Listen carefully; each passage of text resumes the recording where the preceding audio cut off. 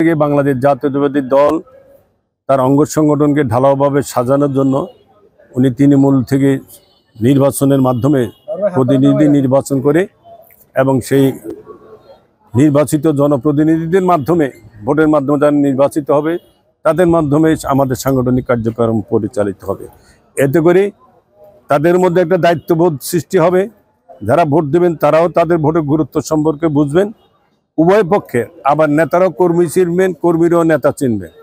এটা হচ্ছে একটা সোজা চাপটা কথা আর যে বাংলা আমাদের নোয়াখালী ভাষার যেটা কথা আর আপনার সামনের দুয়ার পিছনের দুয়ার সব দুয়ারে নেতা এখন কর্মী চিনবে। আগে কর্মী নেতার কাছে যাইতো, এখন নেতারাই কর্মীর কাছে যেতে হয় যদি ভবিষ্যতে নেতৃত্বে আসতে হয়।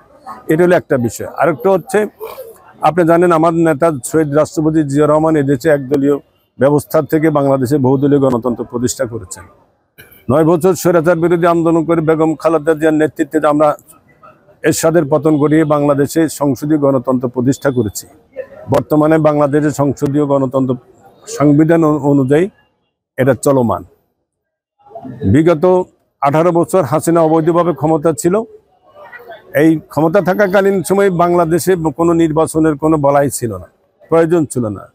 আপনার ইউনিয়ন পরিষদের মেম্বার, মহিলা মেম্বার পর্যন্ত তারা তাদের ভোট অধিকার প্রয়োগ করতে পারে নাই। জনগণ তাদের সঠিক প্রতিনিধি নির্বাচন করতে পারে নাই এবং সেখানে অনেকগুলো নির্বাচন আমরা যখন এই অবস্থা বেহাল অবস্থা দেখছি, আমরা বাংলাদেশ জাতীয়তাবাদী দল এবং তার অনুসারী যারা ছিল আমরা নির্বাচন বয়কট করেছি।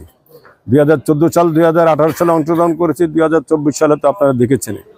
এই বিভিন্ন কারণে বাংলাদেশের জনগণ নির্বাচন বিমুখ হয়ে গেছে এবং নির্বাচন ব্যালট পেপারে কোথায় আপনার সিলমান্ত অনেকে এটা কিন্তু ভুলে গেছে।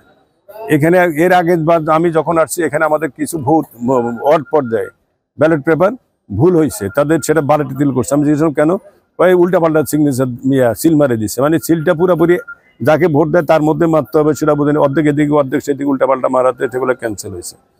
এখন মূল বিষয় যেটা হচ্ছে সেটা হচ্ছে আমরা গণতন্ত্রের প্রতি সর্বোচ্চ শ্রদ্ধাশীল, গণতান্ত্রিক প্রক্রিয়ার প্রতি আমরা সর্বোচ্চ শ্রদ্ধাশীল এবং পৃথিবীর বড় বড় রাষ্ট্র যারা যেভাবে দেশ পরিচালিত হচ্ছে সর্ব জায়গায় একই জিনিস, গণতান্ত্রিক পদ্ধতিতে নির্বাচন করা। জনগণের প্রতিনিধি নির্বাচিত করবে, জনগণের ভোটের মাধ্যমে জনগণের সরকার প্রতিনিধির মাধ্যমে সরকার নির্বাচিত হবে। এটা হচ্ছে মূল বিষয়। কিন্তু আপনারা লক্ষ্য করে দেখেছেন হাসিনা পতনের পর তত্ত্বাবধায়ক সরকার প্রতিষ্ঠিত হয়েছে। এই সরকারকে আমরা পূর্ণাঙ্গরূপে সমর্থন জানিয়েছি এবং সরকারের সমর্থন আমরা বারবার সমর্থন দিয়েছি। সরকারকে আমরা অনুরোধ করেছি বাংলাদেশের এই চলমান পরিস্থিতি, 18 বছরের এই পরিস্থিতির কিছু কিছু ত্রুটি আছে, অতি দ্রুত সময়ে কিছু কিছু ব্যাপার আছে নির্বাচন করার পূর্বে এগুলা সংস্কার করে দ্রুত সময়ে একটি নির্বাচনী রোডম্যাপ ঘোষণা করার জন্য। ইতিমধ্যে আপনার দেখেন সরকারের মধ্য থেকে একটা অংশ আবার নতুন করে একটা দল করছে, তারাও নির্বাচনে অংশগ্রহণ করে। আরো 14টা দল করুক, আমাদের তো আপত্তি নেই। বাংলাদেশের গণতন্ত্র সংবিধান অনুযায়ী নির্বাচনের তাদের নিয়মাবলী অনুযায়ী কেউ যদি সেখানে নিবন্ধন পাইতে পারে, আমরা এটাতে বিরোধিতা করি না। যতই দল বাড়বে ততই গণতন্ত্র শক্তিশালী হবে। এখন তারা চাচ্ছে যে পদ্ধতিতে নির্বাচন আপনারা লক্ষ্য করে দেখেছেন, এই পদ্ধতিতে আমাদের এই অঞ্চলে একমাত্র নেপালতলা 1 মাস 1.5 মাস 2 মাস পর পর এখানে আপনার এই সরকার পরিবর্তন হয় এবং ভারত একটা বৃহৎ দেশ গণতান্ত্রিক, সেখানে এই ঘটনাটা নাই। পৃথিবীর অনেক দেশে এটা হলো যেখানে কার্যকর করা হয় সেখান থেকে আবার বাতিল করে দেওয়া হয়েছে। আমরা এখন জনপ্রতিনিধি নির্বাচন করব। আমরা এই ইউনিয়নের যিনি চেয়ারম্যান ওনাকে, এই এলাকার যিনি এমপি, মানুষ সুখে দুঃখে মানুষ পায় তাকে, রাস্তাঘাট স্কুল কলেজ মসজিদ মাদ্রাসা এলাকার মানুষের চাকরি বাকরি ব্যবসা বাণিজ্য সুখে দুঃখে যারা পায়, এই পদ্ধতিতে আমাদের এই জনগণ, এই এলাকার জনগণ, বাংলাদেশের জনগণ এই পদ্ধতির প্রতি শ্রদ্ধাশীল। এটাতে মানুষের স্বাভাবিকভাবে এই পদ্ধতিকে মানুষ গ্রহণ করেছে এবং এটাতে আমরা আমাদের সমর্থন মনে করি এবং এই নির্বাচনকে আমরা স্বাগত জানাই।